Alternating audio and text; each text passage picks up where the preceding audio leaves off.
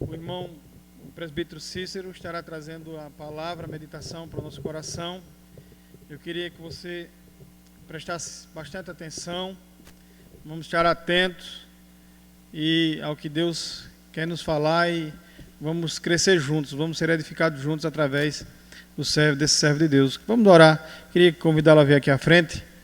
Enquanto isso, peço também que você ore junto comigo para que Deus fale ao nosso coração através do amado irmão.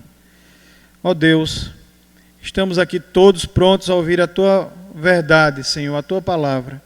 Que o Senhor, através do presbítero Cícero, através daquilo que o Senhor já colocou em seu coração, possa, Senhor Deus, usá-lo para a edificação da Tua igreja, para o nosso crescimento.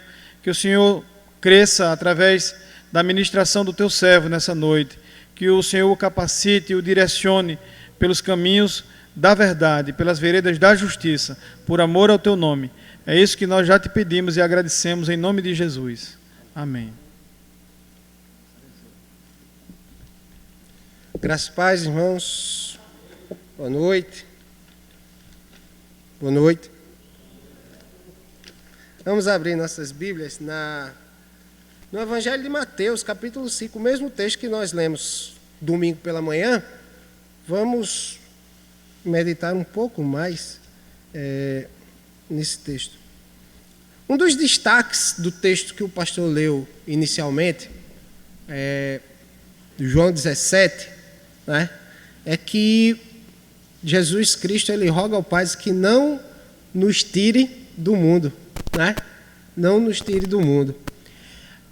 E aí vem uma série de não são contradições nem problemas, mas coisas para a gente se pensar, né?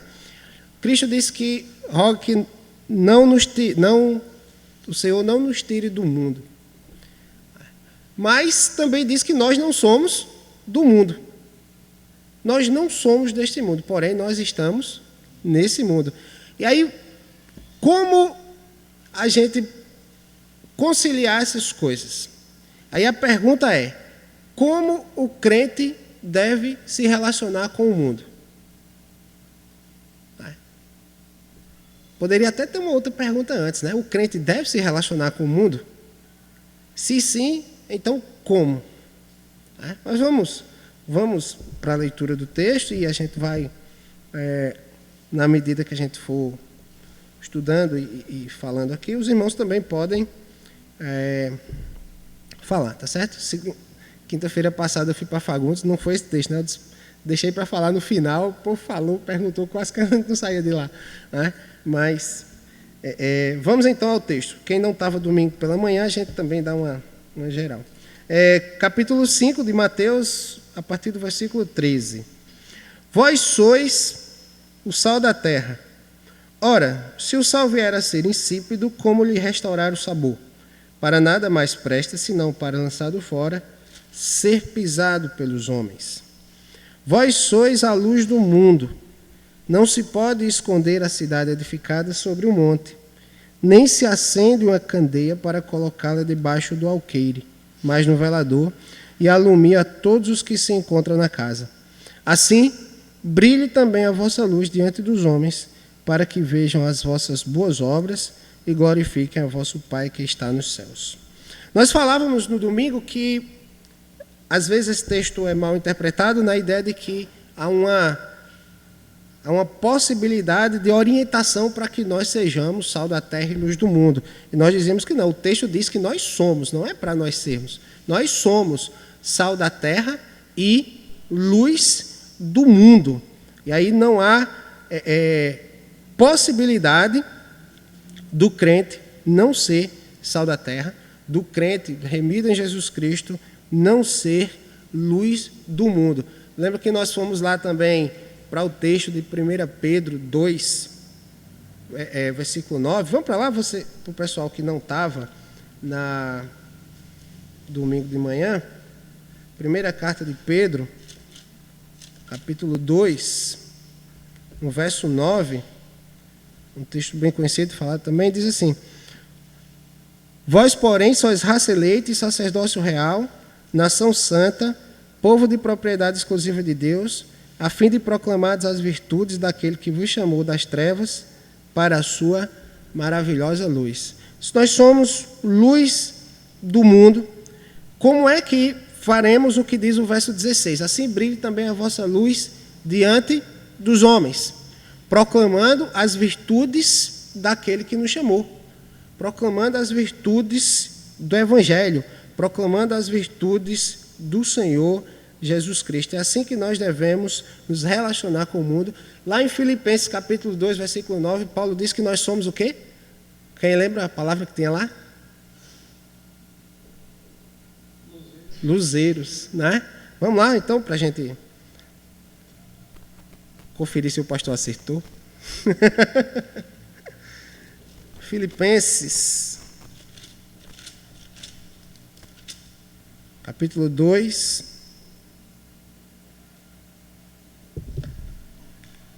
verso 15. Eu disse 2:9, né? Verso 15.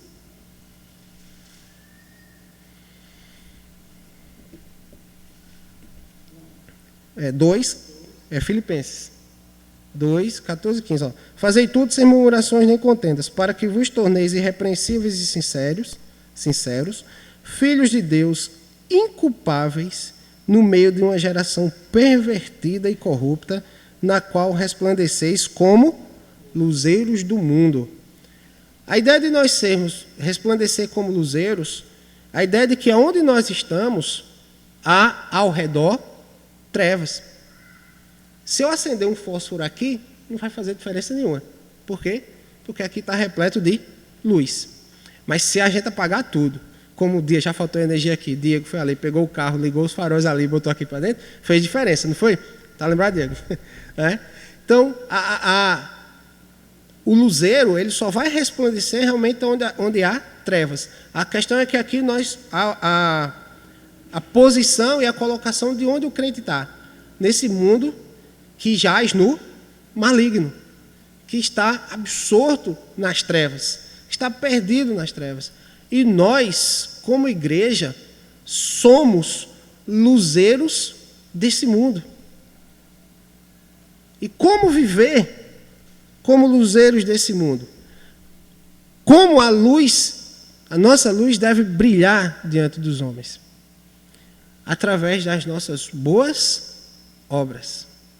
E aí a gente começa a pensar o seguinte, Efésios, final do capítulo 1 ou 2, diz que Cristo nos chamou para as boas obras, Deus nos chamou para as boas obras, as quais de antemão Ele já preparou, para que nós, como seu povo, andássemos na luz, andássemos nas suas obras, andássemos nas obras que agradam a Deus. Vivamos, como Paulo diz lá no início do versículo 15, irrepreensivelmente, testemunhando da graça que um dia nos alcançou. Não estamos aqui dizendo que vamos viver uma vida perfeita, uma vida sem problemas, pessoas que não erram, pessoas que não são pecadoras, mas vamos mostrar que somos pecadores alcançados pela graça do nosso Senhor Jesus Cristo, vivendo conforme a orientação do Senhor. Então, o crente, ele se relaciona com o mundo, ele está no mundo e tem suas obras, seus afazeres nos mais diversos campos. Nos mais diversos campos.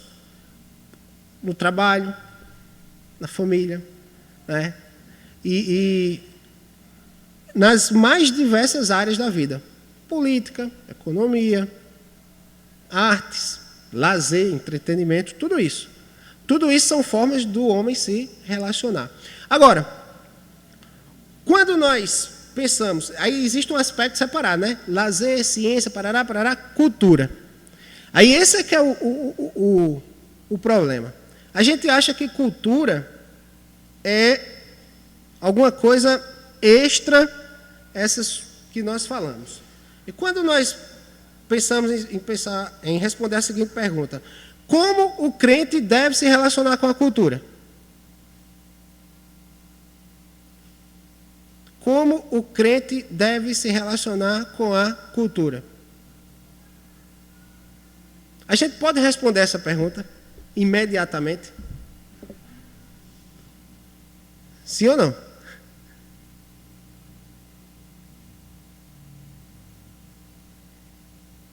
Vou experimentar meia hora de silêncio do céu. Como... Se nós começarmos a responder essa pergunta, pense o seguinte: você vai estar respondendo ela em cima de um pressuposto do que você acha que seja o quê? Cultura. E aí, o que é cultura? Aí a gente precisa dessa pergunta antes. O que é cultura? Aí as pessoas vão dizer: o presbítero Amaury é uma pessoa culta, né? Muita cultura, tá? A cultura no Brasil é muito desvalorizada, coisas desse tipo. Mas pensa o seguinte: cultura é um substantivo, correto? Qual é o verbo que está ligado ao substantivo cultura?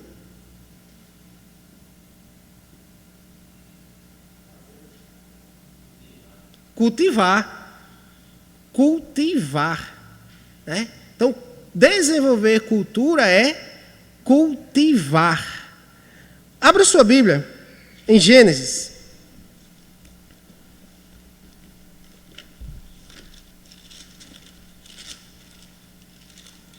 É porque a gente está perdendo essa essência nossa agrícola. Nosso país é essencialmente agrícola, né? Nosso estado, nossa região, mas a gente cansa de falar a cultura de grãos, a cultura de abacaxi, a cultura de algodão novo.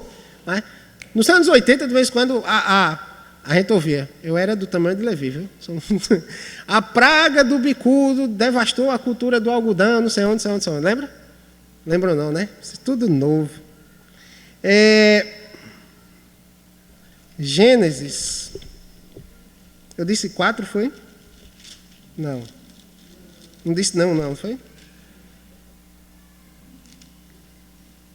Deixa eu achar aqui, que eu terminei não marcando aqui.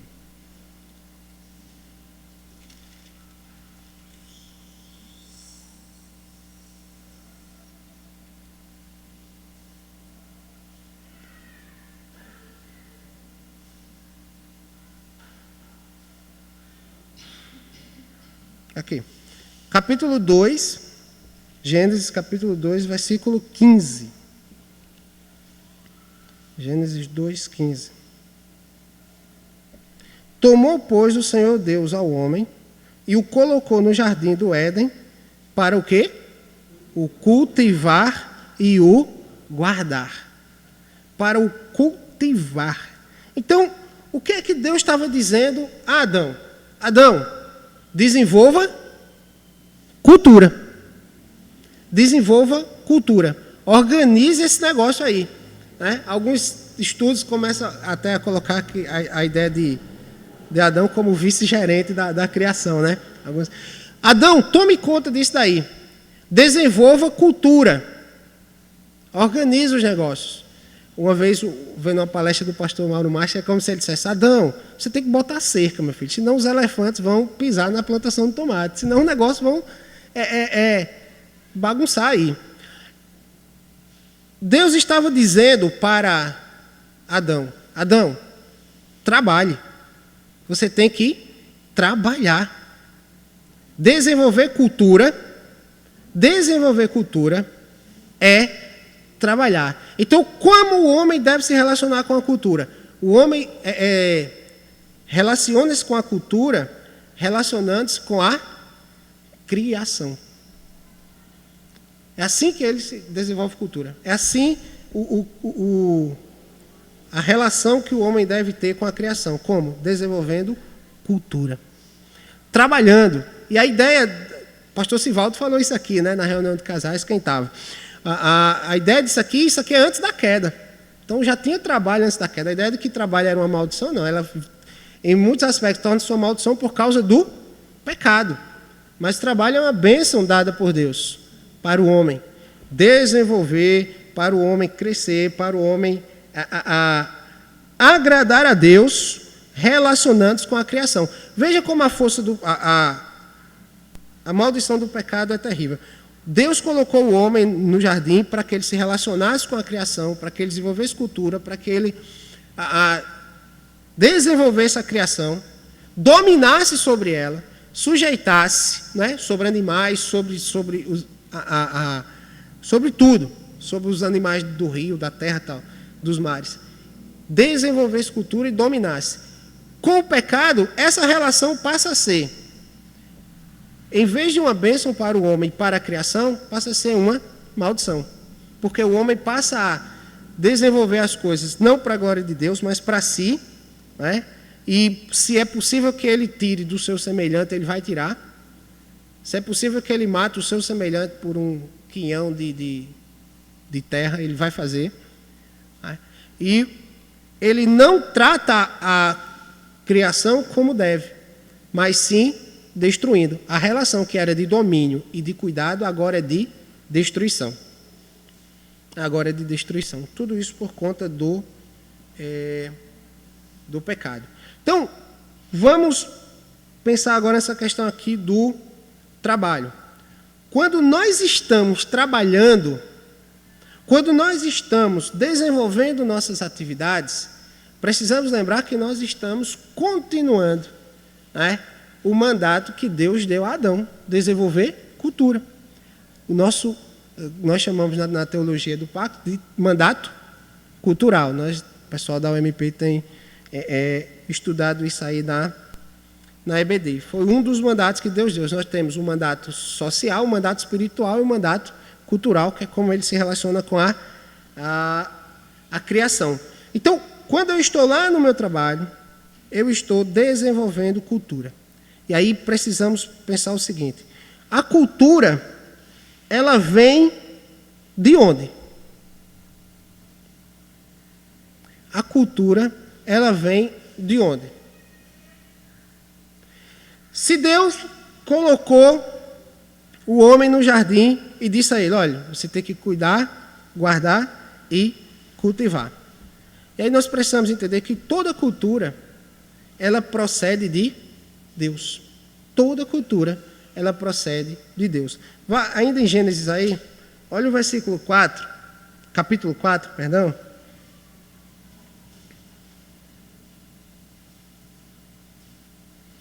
A partir do verso 17, entre os descendentes de Caim.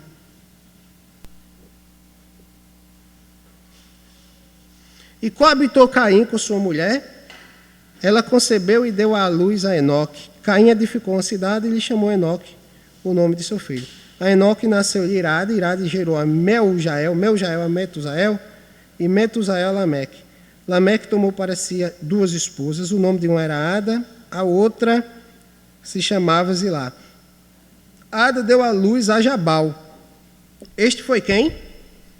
O pai dos que habitam em tendas e possuem gado. A cultura da agricultura começa aqui. É agricultura? Não. Pecuária, né? Pecuária. A pecuária começa aqui. Habitam em tendas e possuem gado. Verso 21. O nome de seu irmão era Jubal. Este foi o pai de todos os que tocam harpa e flauta. Cultura da música. Zilá, por sua vez, deu à luz a Tubal-Caim, artífice de todo instrumento cortante de bronze e de ferro. Olha os metalúrgicos aí. Então, toda cultura, ela procede de Deus. Meus irmãos, por que isso é importante? Porque o Salmo 24, versículo 1, diz o seguinte, que do Senhor é o quê? A terra e toda a sua plenitude. Então, nós não podemos pensar que alguma coisa dessa terra, alguma coisa desse mundo que nos rodeia, não pertence a Deus. Não tenha sido criado por Deus. Não só na nossa terra, mas todo o universo. Kuyper dizia isso, né? Que não existe nada no universo, nada que Deus não possa reclamar é meu. Tudo pertence ao Senhor. Absolutamente tudo. Então, do Senhor é a terra e a sua plenitude. Meus irmãos, toda cultura procede de Deus, tudo pertence a Ele, e tudo... Por que é importante nós sabermos isso? Porque se tudo pertence a Ele, tudo deve ser usado, tudo deve ser feito, tudo deve ser desenvolvido de maneira a glorificá-lo. Aí é que está o ponto do mandato. Você deve se relacionar com a criação de maneira que Deus seja glorificado. Não é assim que diz no verso 16? Assim brilhe também a vossa luz diante dos homens, eles vejam o que? As vossas boas obras e glorifiquem a vosso Pai que está nos céus. Então, esse é que é o diferencial. Como o crente deve então se relacionar com o mundo? Glorificando a Deus em tudo que ele venha a fazer. Em tudo que ele venha a fazer. Existem duas posições muito claras em relação à maneira como o crente deve se relacionar com o mundo. Há alguns que pensam que o crente deve se afastar e se isolar de tudo que tem no mundo. Que a vida do crente deve se resumir, digamos assim, aos trabalhos espirituais, às obras espirituais. Como se Deus fizesse diferença de um e de outro. Mas lá em 1 Coríntios 10:31 diz o quê? Quer comais, quer bebais ou façais o quê? Qualquer outra coisa. Fazei tudo para a glória de Deus. Então, como o pastor já falou, é possível que às vezes a gente esteja no culto solene a Deus, mas não esteja glorificando a Deus. É possível que a gente esteja no nosso lar e não esteja glorificando a Deus. Então, por que há essa exortação? Porque o nosso coração pecaminoso tende a nos levar a fazer as coisas de maneira que o nome de Deus não seja glorificado. Porque o nosso coração ele é idólatra. O nosso coração vai fazer com que a gente se sinta e se ache o centro de todas as coisas. E começamos a perder o foco, começamos a perder os objetivos daquilo para o qual Deus nos colocou aonde quer que estejamos. Nós falamos isso aqui domingo. A gente acha que o principal objetivo de eu estar no curso universitário é receber um diploma. É ter condições de desenvolver a minha vida e me desenvolver financeiramente, né, socialmente. Esse é o objetivo. Não. O objetivo principal é o quê? É a glória de Deus. É a glória de Deus. Se você pensar nisso, essa outra parte vai ser feita de maneira tão bem feita, né, que vai glorificar a Deus e Deus vai lhe abençoar, vai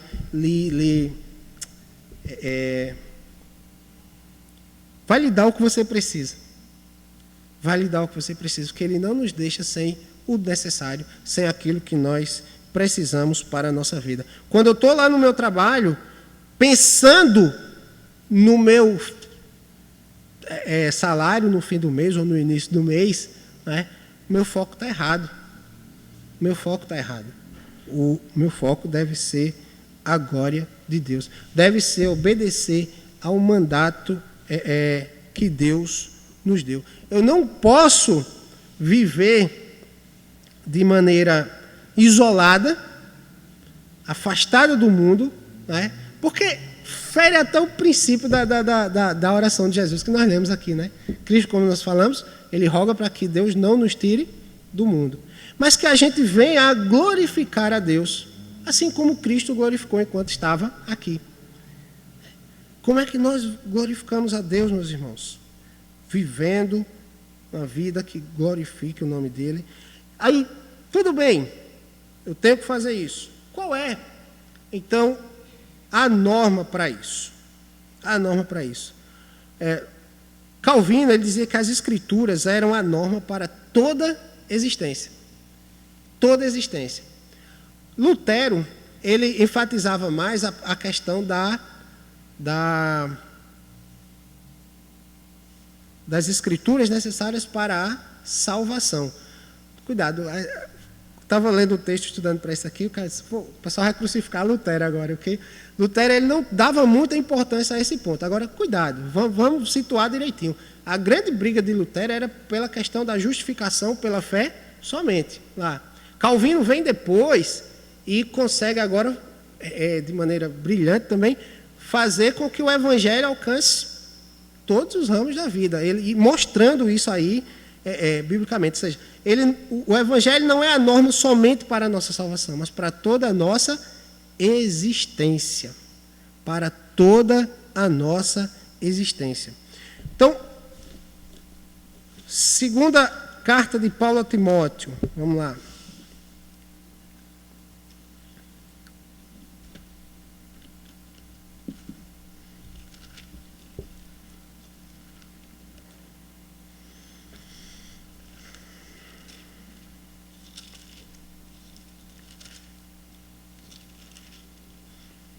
Capítulo 3,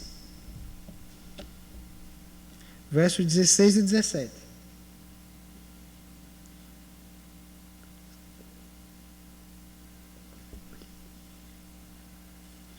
Toda a Escritura é inspirada por Deus e útil para o ensino, para a repreensão, para a correção, para a educação na justiça, a fim de que o homem de Deus seja perfeito e perfeitamente habilitado para toda boa obra. Que boa obra é essa? Que homem de Deus é esse que ele está falando?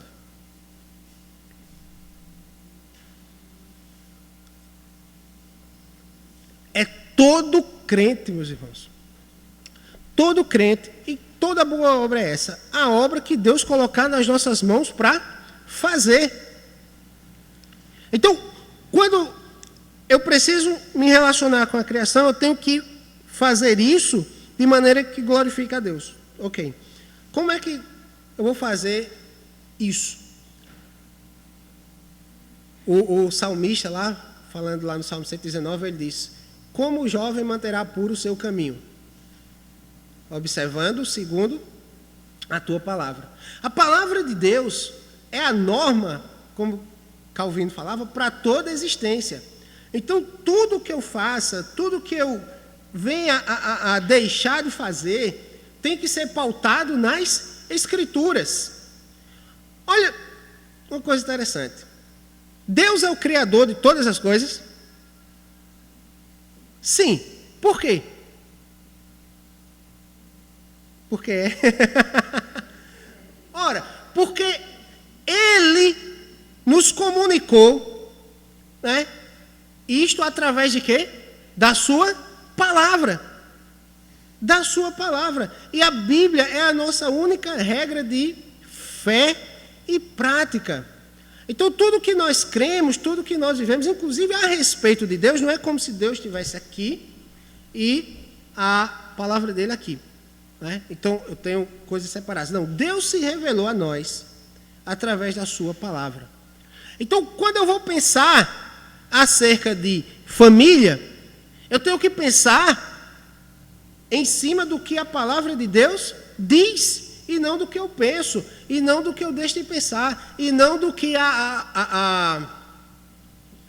o mundo diz, não do que a sociedade diz, e até mesmo as leis, se elas forem contrárias às palavras de Deus, elas não devem ditar o que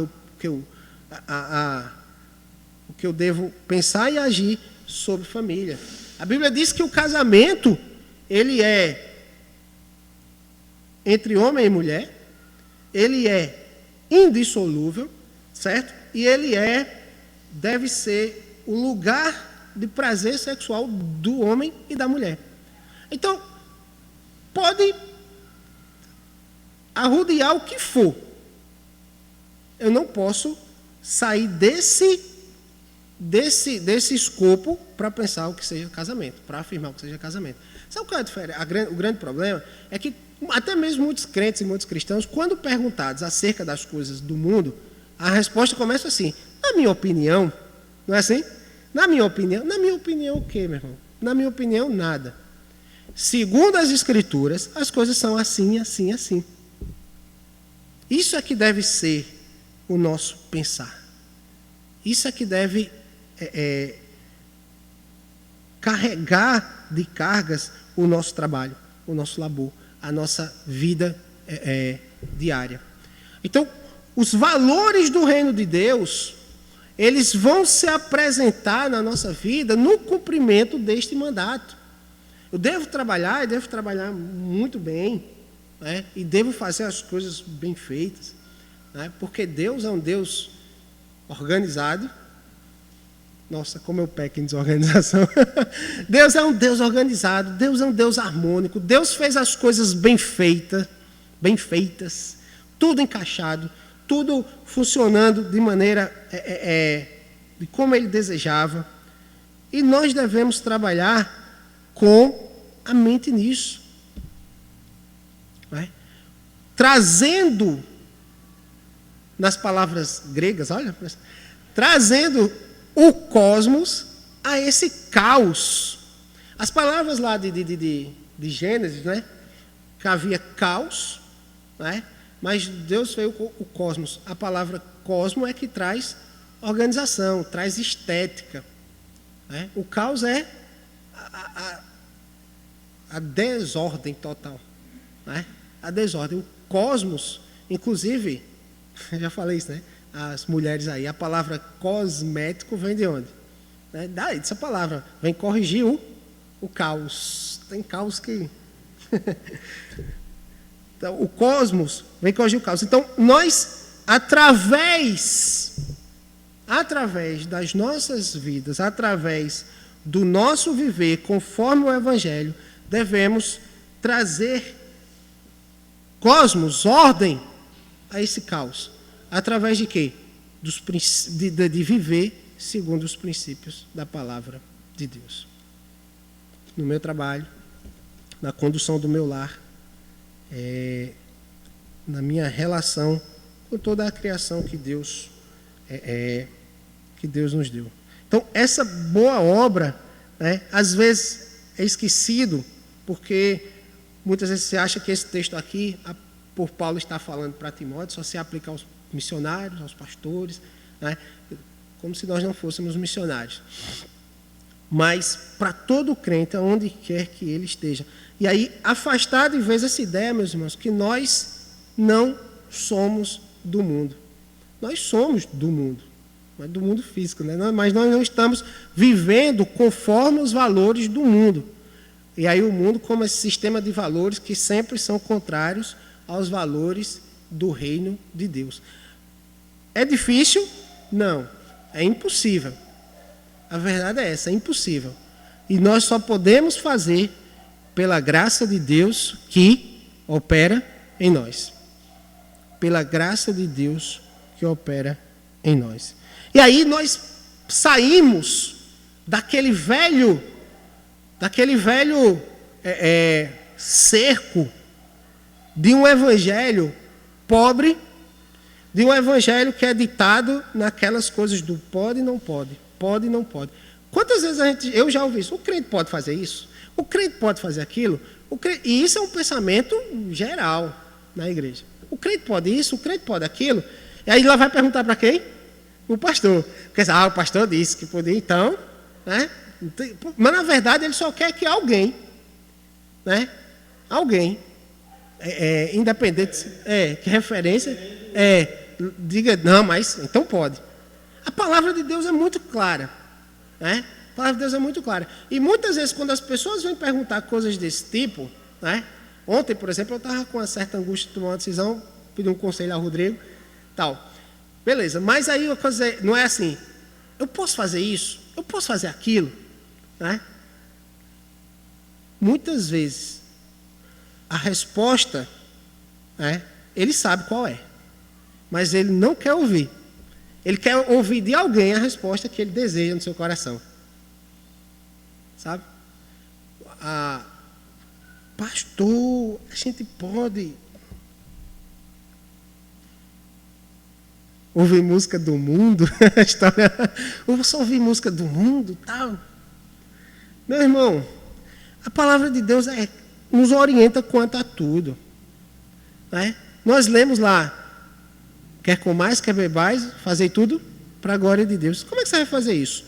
Ouça o que você está escutando. O que você está ouvindo edifica. O que você está ouvindo é bem feito, né? É belo, né? É uma coisa harmoniosa em todos os seus aspectos, forma e conteúdo, né? Glorifica a Deus. Porque, vamos pensar um pouco. Campina Grande está vivendo esse boom aí da construção civil. São vários e vários prédios lá. Então, se você pensar nessa, eu vou ouvir música só de cristão. Eu não sei se eu ia morar onde eu moro hoje. Eu não sei se quem construiu era crente, se não era. Né? Mas ele desenvolveu cultura do mesmo jeito. E toda boa dádiva vem de quem? De Deus. Então, aquele dom, aquele talento que Deus deu a meu pai, por exemplo, vou falar bem do meu pai, de ser um bom pedreiro, né? Tal. Se ele começar a falar de prumo, dessas coisas lá, então eu não vou entender nada. Aí eu sei que se eu for falar de ângulo reto e teorema de Pitágoras, ele também não vai entender nada. Então vamos ficar calado e a amizade continua mesmo com essa história. Mas se eu achar que aquele dom que Deus deu a ele não vem de Deus, eu estou pecando. Né? Aquele dom vem de Deus. E vem de quem? Quem foi que dotou os homens de criatividade, de talento? Deus. Não foi o diabo. Né? Não são os homens que dão dons aos outros homens, mas Deus. Agora, o fato é, por ele não ser cristão, ele não dá glória a Deus por isso. Ele não glorifica a Deus como devia por isto. Então, se você vai cuidar na história da música do mundo, né? Tem um pastor que dizia assim, a irmã foi falar com ele, dizendo para ele não ouvir música do mundo. O pastor não queria mais ouvir música do mundo, não. Aí o pastor disse, irmã, eu vou orar para a irmã morrer, então. Né? Porque a irmã morrendo, vai para o céu, então aí fica lá, escutando os anjos e coisa e tal. Mas, eu digo isso assim, sobre a música, mas é que nós, como cristãos, nós temos comportamentos muito incoerentes. Muito incoerentes. Não é? Nós não ouvimos uma música tal, porque dizemos que é do mundo. Aí a gente vai e assiste um filme na TV. A gente vai e assiste o noticiário na TV, cheio de ímpios lá falando do mesmo jeito. Isso quando não vai para o Big Brother, né, pastor? Falando nós, meus irmãos, a ideia de desenvolver cultura é aquela. Nós não sabemos, eu não sei quem foi que desenvolveu essa camisa aqui. Tu sabe quem fez essa tua? Eu não sei.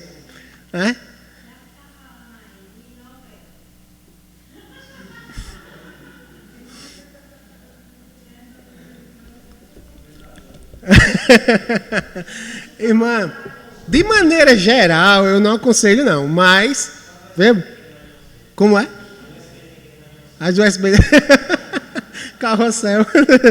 Mas olha só, irmã, olha mesmo, vou dizer assim, pode, não é assim. De maneira geral, olha só, de maneira geral, irmã Tânia e demais irmãos, os conteúdos das novelas são o quê? Prostituição, adultério, agora homossexualismo aí, à torta e à direito, não é? Vai vir um agora com incesto, não é? Então, isso é bom? Isso edifica? Não é? Não, de maneira nenhuma. Isso glorifica a Deus? Não. Isso só mostra o mundo cada vez mais atolado no pecado, cada vez mais atolado nas trevas. Né? E não é assim que nós vamos resplandecer como luzeiros. Não é estando nas mesmas práticas. Né? Não é estando nas mesmas práticas, de maneira nenhuma. Tá certo? Então, olhemos forma e conteúdo. A gente não, a maioria, eu creio, né? Queira Deus, busca não assistir a essas novelas. Mas todos nós, inclusive quem não assiste, sabe dos conteúdos dessas novelas. Sabe dos conteúdos. Né? Não é... É igual a história do filme, que está passando agora, só fala nele, no tal dos 50 tons de cinza. Né? Que vai falar de sadomasoquismo em relações sexuais e coisas do tipo. E engraçado é que crentes começam a discutir a possibilidade de assistir e tal. É uma coisa que a gente não pode tolerar. Certo? Não podemos tolerar. Não é se afastando do mundo, que nós vamos resplandecer como luzeiros. Mas não é vivendo de acordo com os princípios do mundo, é vivendo de acordo com os princípios do reino de Deus. Aquelas ajeitadas no trabalho, aquelas chegadas atrasadas e querer sair mais cedo, né? Aquele fazer o trabalho com raiva, né? Tem gente que diz, olha, eu não trabalho nem um minuto a mais, nem um minuto a menos para não dar meu direito a ninguém. Tristeza, né? Terrível isso. Nós devemos trabalhar, meus irmãos, buscando exaltar a Deus onde quer que a gente esteja. Não, nem 1 milímetro a mais, nem 1 milímetro a menos.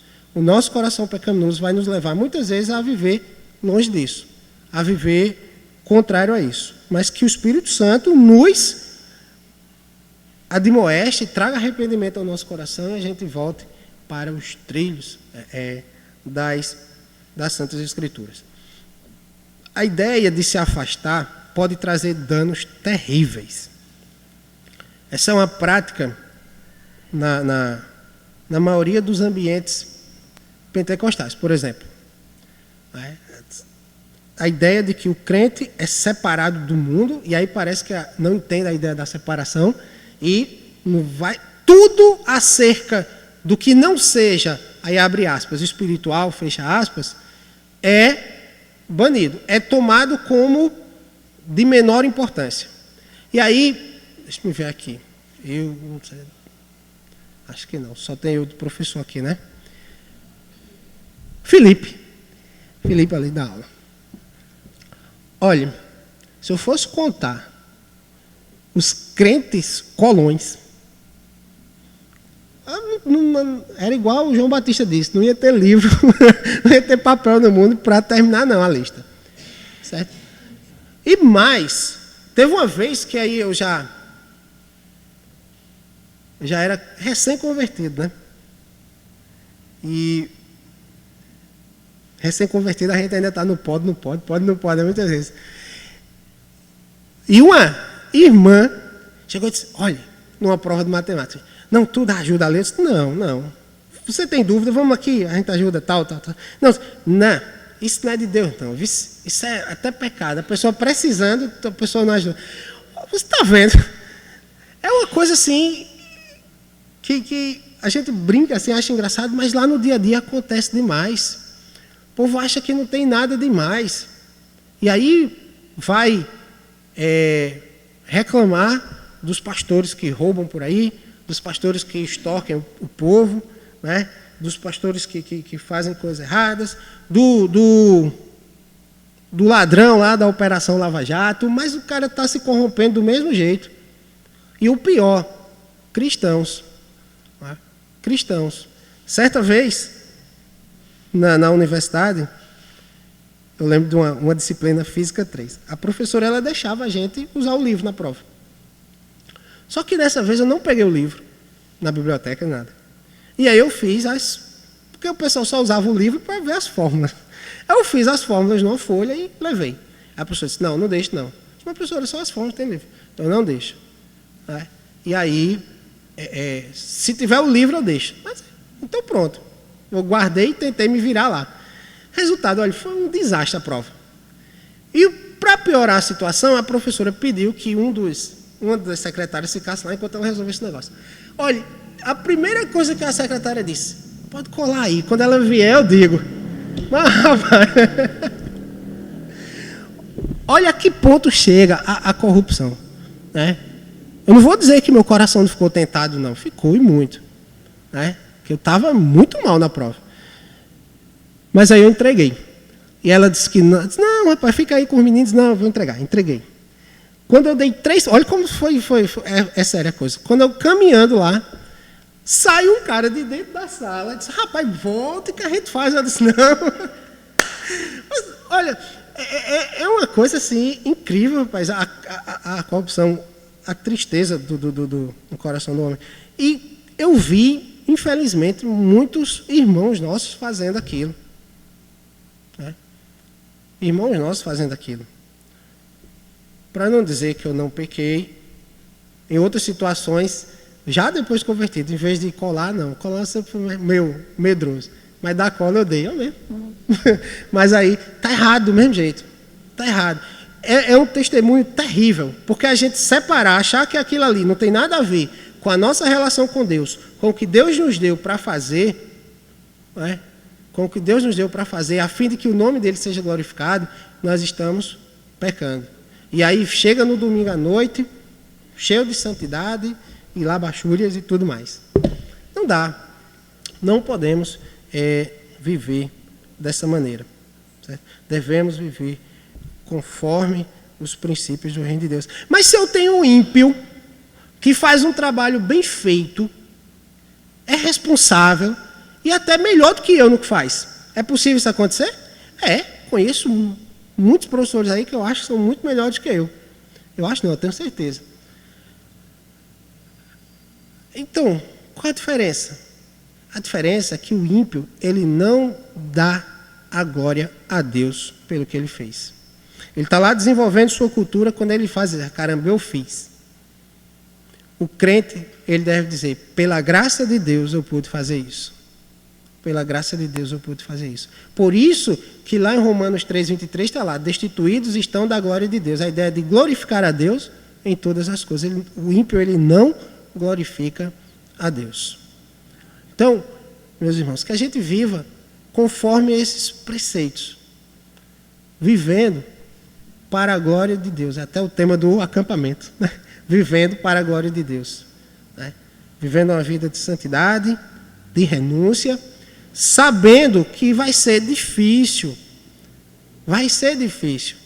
No texto que nós lemos de Mateus, Cristo termina a partezinha antes dizendo que nós somos bem-aventurados quando nós somos o quê? Perseguidos por causa da justiça, por causa do nome dele, por causa do evangelho. Eu lembro que eu perdi aquela disciplina, tive que botar no outro semestre. Mas aí no outro semestre, entre todos os concluintes, os prováveis concluintes, só eu paguei. Os outros tiveram que fazer um curso a mais para concluir o curso depois. Então, mas eu podia não ter pago de novo, né? Mas Deus nos abençoou e a gente pagou. Porque o princípio é se manter fiel às suas verdades, aos seus princípios. E que isso nos persiga, né? Na condução do nosso trabalho, do nosso lar. E vivamos efetivamente para a glória de Deus. E que Deus nos dê graça para em cada momento de dificuldades, em virtude de nós andarmos nos caminhos do Senhor, para que nós nos mantenhamos firmes. Para que quando vem o dia mau, a gente se mantenha firme. E isso só vem por meio do conhecimento de Deus, e o conhecimento de Deus só vem por conhecimento da sua palavra. Que Ele nos abençoe, em nome de Jesus. Amém. Algum comentário?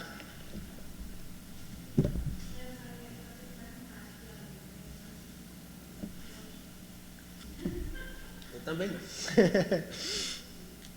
Mas está certo. Mas a análise é essa. Deve filtrar. E cuidado, viu? Devemos filtrar também tudo aquilo que vem com a aparência de evangelho, com a aparência de palavra de Deus, com a aparência de música feita para Deus. A gente já falou sobre isso aqui outras vezes. Devemos filtrar e filtrar bem. E o filtro é o quê? A palavra de Deus.